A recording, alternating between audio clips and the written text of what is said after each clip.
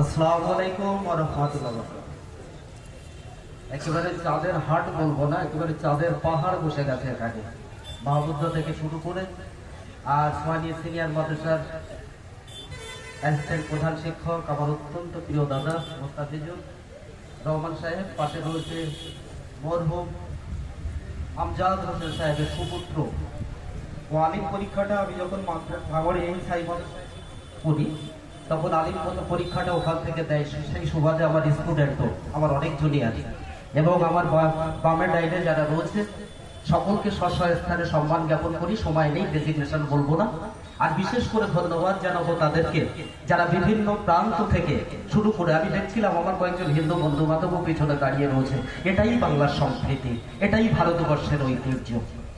একটা জিনিস এখানে এই কবিতাটা বারবার বলা হয়েছে, মোস্তাফিজুদ্দা বলছিলেন, সাদ্দাম হোসেন বলেছে, ছোট ভাই সাদ্দামও বলল যে নবীজির অপমানে যদি না কাঁদে তোর মন, তুই মুসলিম নন, মুনাফিক, তুই নবীজির দুশমন। আমার গর্ববোধ হচ্ছে আজকে এখানে যারা এসেছি আমরা পাক্কা মুমিন, তাই কিনা? তাহলে একবার একটু তাকবীর দেন, নারায়ে তাকবীর, নারায়ে তাকবীর। হাদিস পাকে এসেছে তাকবীর দিলে মাঝে মাঝে শয়তান পালায়, তাহলে একটু শয়তান তাড়ি, নারায়ে তাকবীর। অসংখ্য ধন্যবাদ সকলকে।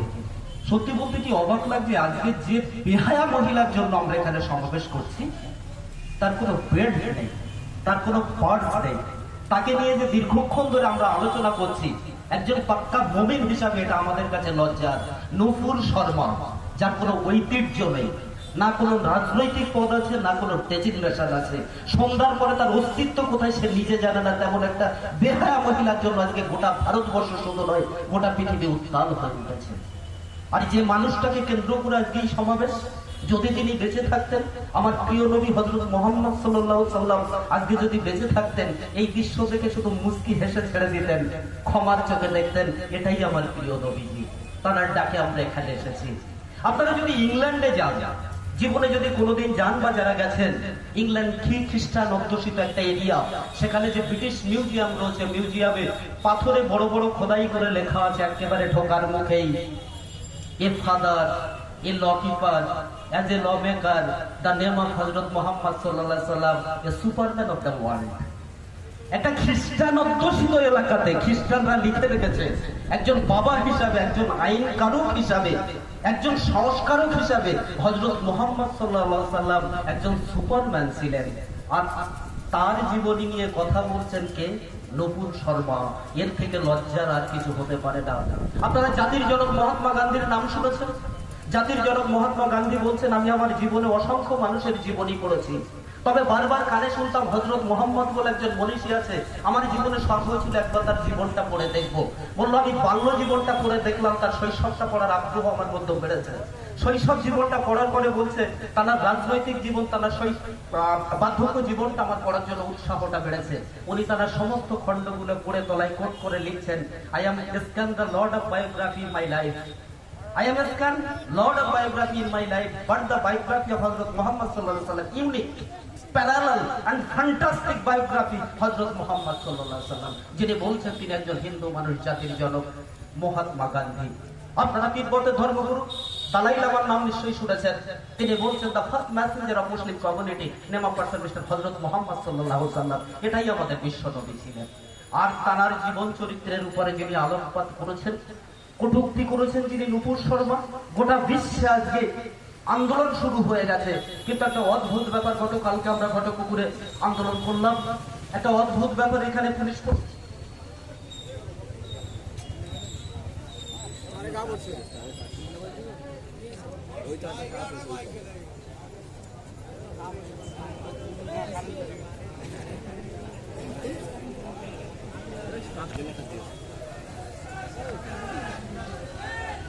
একটু চেপে যান, একটু পাশে চেপে যান, সবাইকে দেখার সুযোগ করবেন। যে চেষ্টা করার কে হচ্ছেন মাইকটা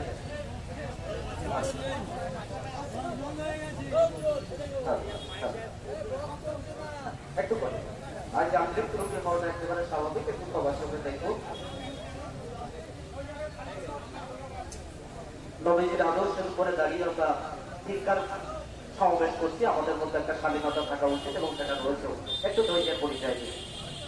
মাইক পেটে যিনি আছেন বক্তব্য ক্ষমতা দেন।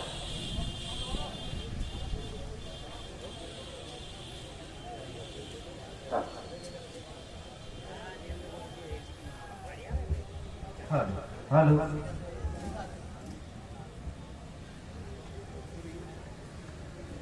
হ্যালো, জাস্ট একটু বাড়িয়ে দেন, ফোকালটা একটু করেন। যে কথা বলছিলাম, গতকালকে Kharagpur Kulti government colony refugee girls স্কুলে ময়দানে যে প্রতিবাদ সভা হয়েছে, আজকে বাবুরহাটের জমিনে দাঁড়িয়ে যে প্রতিবাদ সভা হচ্ছে, একটা পুলিশের কিন্তু এখানে কোনো ভূমিকা নেই। যদিও আমার প্রশাসনে তাদের এখানে রয়েছে, এটা ইসলাম বলেছে। ইসলাম কোন রক্তাক্ত আন্দোলনের কথা বলেনি, ইতিহাস তার সাক্ষী। আপনারা জানেন 1857 সালে মহাবিদ্রোহ হয়েছিল। আপনারা জানেন 1700 সালে ঔরঙ্গজেবের মৃত্যুর পর 1756 যখন বিদ্ধনবাব আলীবর্দী খাঁ মারা যায়, 1757 23 জুন পলাশীর যুদ্ধ হয়। নির্মম ভাবে সেখানে ইংরেজ পক্ষের জয়লাভ হয়েছিল। 1764 22 অক্টোবর বারাণসীর পাটনার মধ্যস্থলে বক্সার যুদ্ধ হয়েছিল, সেখানেও ইংরেজ পক্ষের জয় হয়। 1765 সালে দেওয়ানি লাভ, তারপর একে একে ভারতবর্ষে ইংরেজদের প্রবেশ, এবং ইংরেজদের প্রবেশের পর বিভিন্ন রক্তক্ষয়ী আন্দোলনের মাধ্যমে 1947 সালে 14-15 ভোর রাত্রি ভারতবর্ষের মাটিতে স্বাধীনতার সূর্য উদয় হয়েছিল। আমার বলার উদ্দেশ্য হলো, ভারতবর্ষের স্বাধীনতার সূর্য উদয় করার জন্য যে মানুষগুলো বুক চিতিয়ে লড়াই করেছিল, তারা হলো ভারতের মুসলমান। ইতিহাস তার সাক্ষী। আজকে মুসলমানদের নিপীড়ন করার জন্য আপনারা দেখেন, হাফেজ সাহেব সন্তানকে ট্রেন থেকে নেমে টুকরো টুকরো করে তাকে কেটে দেওয়া হয়েছে। একজনের বাড়িতে মাংস রাখা হয়েছিল, সেটা কিসের মাংস জানে না, গরুর মাংস সন্দেহ করে থেকে টুকরো টুকরো করে কেটে দেওয়া হয়েছে। গত 2 বছর আগে উত্তরপ্রদেশে একজন চাচাজি গরু পুষতেন, তাকে কাদায় বেঁধে রেখে দিয়ে নির্মম ভাবে অত্যাচার করে তাকে মেরে দেওয়া হয়েছে। এটাই আজকে ভারতবর্ষের সংস্কৃতি হয়ে দাঁড়িয়েছে। আপনারা জানেন, এই যে নুপুর শর্মা, বিশ্ব নবী হযরত মুহাম্মদ সাল্লাল্লাহু আলাইহি সাল্লামকে যে অপমান করেছে, এর পিছনে শুধু নুপুর শর্মা একা নেই। এখানে বেহায়া নির্লজ্জ অমিত শর্মা থেকে শুরু করে, অমিত শাহ থেকে শুরু করে, ওই বেঈমান নরেন্দ্র মোদী থেকে শুরু করে এক ঝাঁক নেতৃত্ব রয়েছে, যারা হিন্দুত্ববাদীর নাম করে বাংলার যে সংস্কৃতি সেটা নষ্ট করতে চাইছে। ওরা জানে না যে প্রত্যেকটা মুসলমান কিন্তু এক একটা মানব বোমা, আর আল্লাহ পাক ছাড় দেন, ছেড়ে দেন না। আর আমরা ইসলামের আদর্শ নিয়ে পথ চলি বলে কোনোদিন রক্তক্ষয়ী আন্দোলনে আমরা বিশ্বাস করি না। সেজন্য মুসলমান যেদিন মাথা চাড়া দিয়ে উঠবে, এমন হাজার হাজার নুপুর শর্মা মাটির তলায় ছুটে দেওয়ার ক্ষমতা রাখে মুসলমানরা। আজকে এখানে যে আন্দোলন হচ্ছে, আমাদের এখানে যারা বক্তা রয়েছে, এবং আমার কথায় কোনো হিন্দু ভাই আঘাত পেতে পারে, ক্ষমার চোখে দেখতে বলবো, কারণ হিন্দুদের সঙ্গে আমাদের কোনো বিভেদ নেই। এটা বাংলার সংস্কৃতি। এখানে আজান সুরে সকাল হয় আর শাকের শব্দে সন্ধে হয়। এ ভারতবর্ষ তোমার আমার কোনো টিকি দাড়ির বাপের নয়। যার মুখ ভরা দাড়ি সে বলতে পারবেন এটা আমার ভারতবর্ষ, যার মাথায় বড় লম্বা টিকি আছে সে বলতে পারবেন এটা ভারতবর্ষ, আমার ভারতবর্ষ। কারণ আজও পর্যন্ত কালু চাচার সঙ্গে শ্যাম চাচা বসে বসে একসঙ্গে সকাল হলে বাবুরহাটে চা খায়। এটাই বাংলার সংস্কৃতি। আজকে বাংলার সংস্কৃতি নষ্ট করে দেওয়ার জন্য যে চক্রান্ত, নুপুর শর্মার মতো বেহায়া নির্লজ্জ মহিলাদের দ্বারা বিশ্ব নবীকে অপমান করার যে চক্রান্ত, সেটা আমরা কোনোদিনই মাথা মেনে নেব না। তবে আমাদের ইসলাম শিক্ষা দিয়েছে কোন রকম রক্তক্ষয়ী আন্দোলনে না গিয়ে শান্তিপূর্ণ বার্তার মাধ্যমে তার যতক্ষণ না অ্যারেস্ট হচ্ছে আমরা চুপ থাকবো না।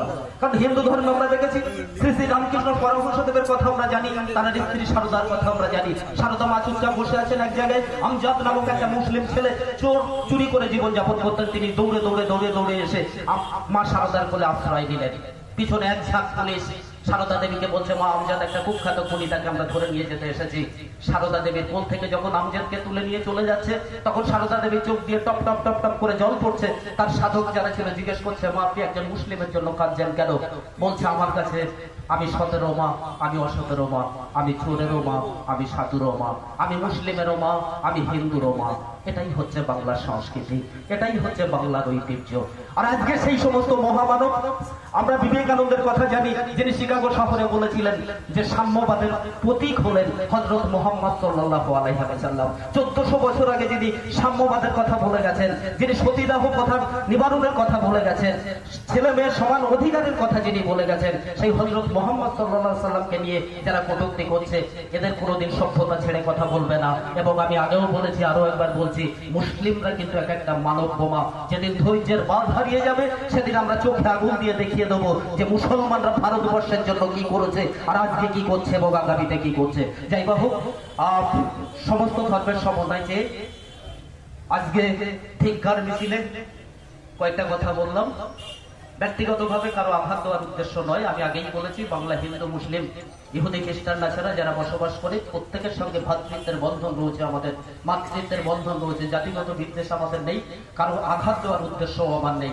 এবং এখানে যত বক্তা আছেন, আপনারা যারা বিভিন্ন প্রান্ত থেকে নবীকে ভালোবেসে ছুটে এসেছেন ধিক্কার জানাতে, সকলে দীর্ঘায়ু সুস্থতা কামনা করে এখানেই শেষ করছি।